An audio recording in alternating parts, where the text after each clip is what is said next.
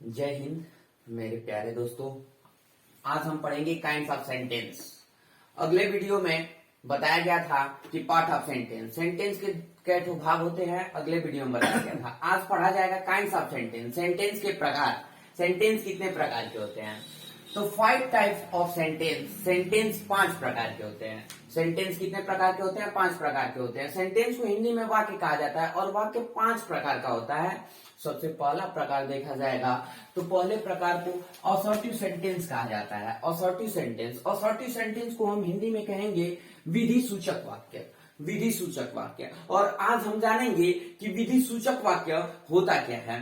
विधि सूचक वाक्य होता क्या है? तो ऐसे वाक्य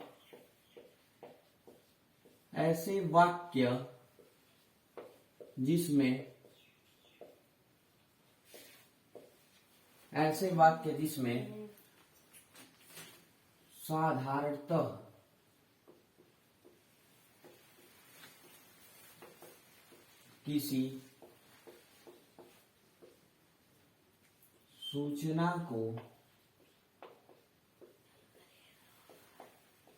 किसी सूचना को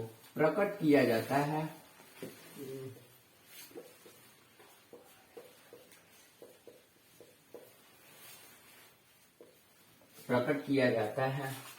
उसे विधि सूचक वाक्य कहते हैं।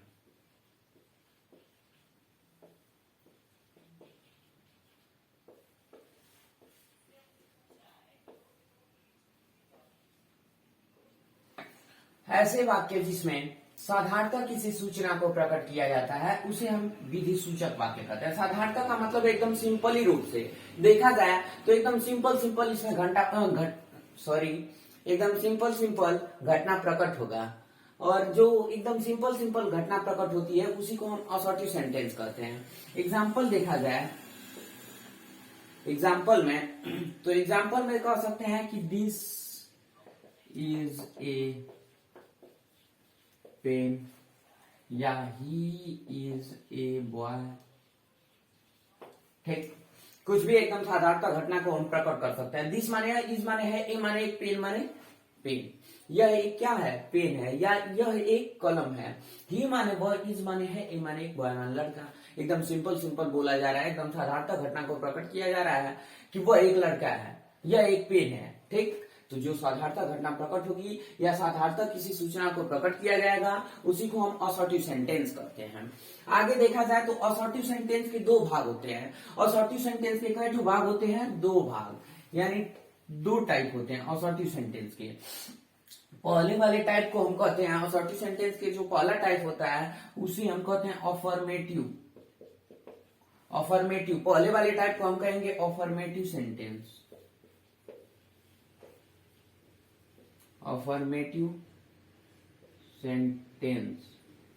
और दूसरे वाले टाइप को कहेंगे निगेटिव सेंटेंस।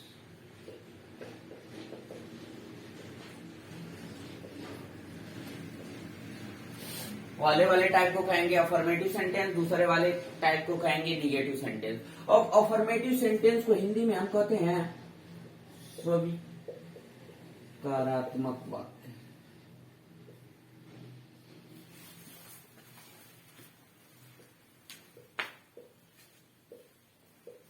स्वीकारात्मक वाक्य।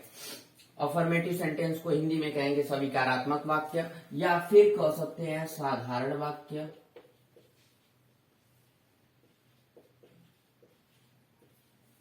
ठीक, स्वीकारात्मक वाक्य, साधारण वाक्य या इसी को अफर्मेटिव वाले को हम कह सकते हैं सकारात्मक वाक्य।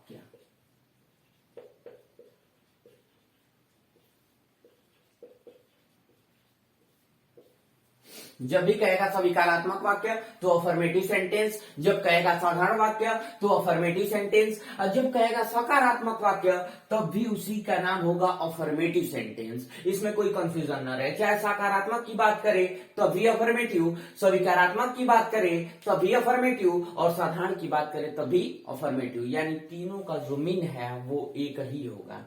अब आगे देखेंगे निगेटिव सेंटेंस। निगेटिव सेंटेंस को हम कहते हैं अस्वीकारात्मक वाक्य।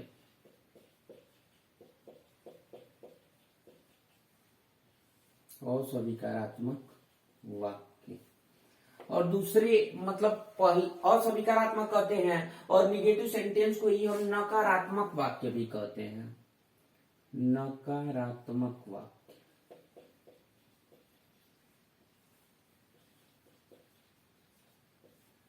निगेटिव सेंटेंस को ही हम नकारात्मक वाक्य कहते हैं। फिर उसके बाद आगे देखा जाए तो निगेटिव सेंटेंस को एकदम निषेधात्मक वाक्य कहा जाता है। निषेधात्मक वाक्य,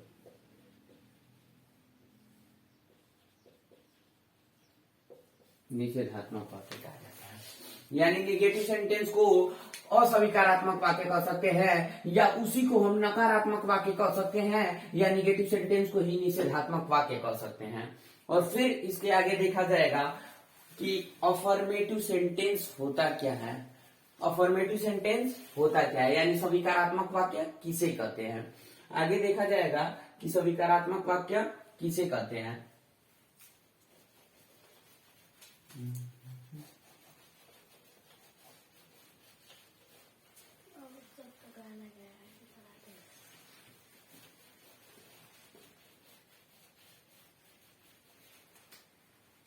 देखिए, अफर्मेटिव सेंटेंस देखा जाए कि अफर्मेटिव सेंटेंस क्या होता है।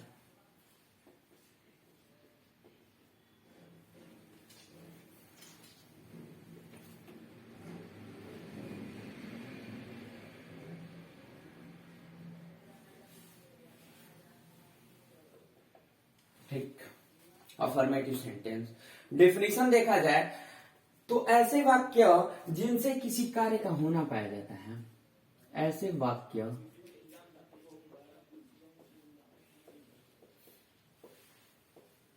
जिनसे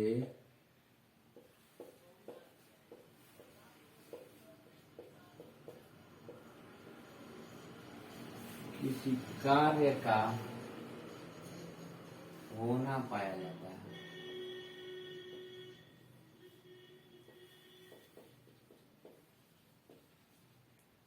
ठीक, ऐसे वाक्य जिनसे किसी कार्य का होना पाया जाता है, यानी इसमें जो कार्य होता है, यानी जो हम कार्य करते हैं वो साधारणतः कार्य होने लगता है, यानी वही उसी को हम अफर्मेटिव सेंटेंस को बताया गया था कि स्वीकारात्मक वाक्य कहते हैं। और स्वीकारात्मक वाक्य का मतलब हम समझ लेंगे स्वीकारात्मक क्या होता है। स्वीकारात्मक का मतलब होता है ना स्वीकार करना, स्वीकार करना। और स्वीकार करने का मतलब को आप समझ सकते हैं कि अफर्मेटिव सेंटेंस के दूसरे डेफिनेशन को देखा जाए आसानी के तौर पे, तो स्वीकार करना यानी कोनो चीज को स्वीकार करने का मतलब कि ले लेना। कोनो चीज को स्वीकार कर लेना यानी ले लेना। और ले लेने का मतलब कि मान लो कि किसी को कुछ दे रहे हैं और वो ले लिया, यानी वो स्वीकार कर लिया, तो उसी को हम कहेंगे अफर्मेटिव सेंटेंस। यानी स्वीकार करने का मतलब ले लेना, और ले लेने का मतलब कि ले लेने का मतलब अगर किसी चीज को, किसी व्यक्ति को कुछ दे रहे हैं और वो ग्रहण कर लिया या ले लिया या स्वीकार कर लिया, तो उसी को हम स्वीकारात्मक वाक्य कहते हैं। इसीलिए इसमें कार्य का होना पाया जाता है। ठीक, आगे बढ़ा जाए, देखा जाए तो एग्जाम्पल देख लिया जाए अफर्मेटिव सेंटेंस का कि एग्जाम्पल क्या होता है। पहला एग्जाम्पल, he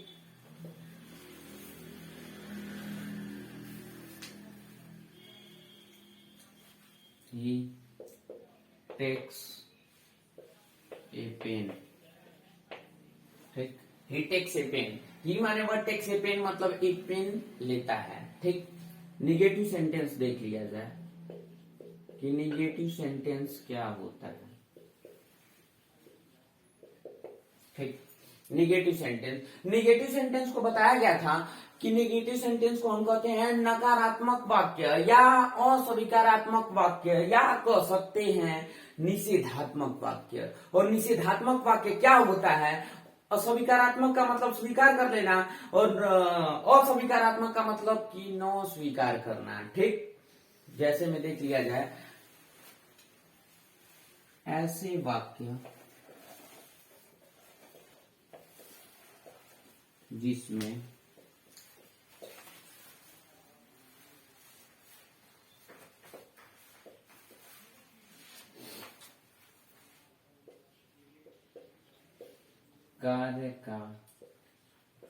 न होना पाया जाता है। ऐसे वाक्य जिसमें कार्य का न होना पाया जाता है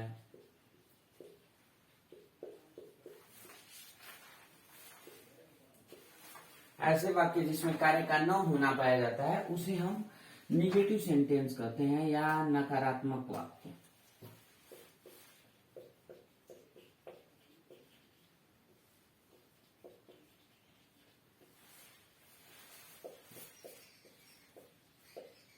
नकारात्मक वाक्य कहते हैं। या फिर इसी को हम कह सकते हैं अस्वीकारात्मक का मतलब समझ लें।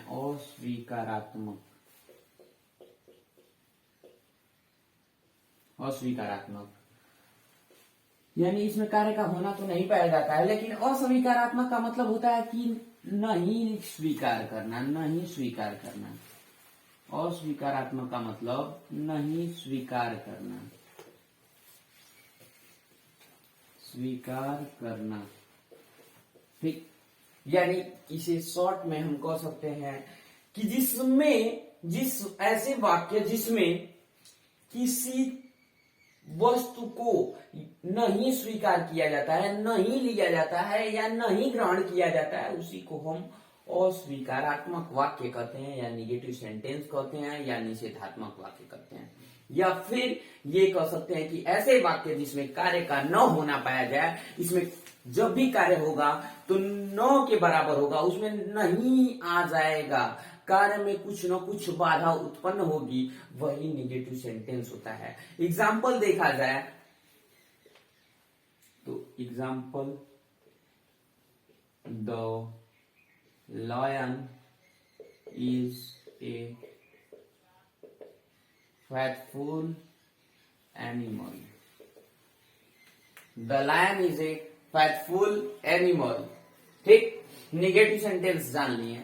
और निगेटिव सेंटेंस के बाद देखा जाएगा तो इंट्रोगेटिव सेंटेंस। निगेटिव सेंटेंस के बाद हम देखेंगे इंट्रोगेटिव सेंटेंस। निगेटिव के बाद आइए देखा जाए इंट्रोगेटिव सेंटेंस। ठीक, निगेटिव के बाद इंट्रोगेटिव पे आया जाए।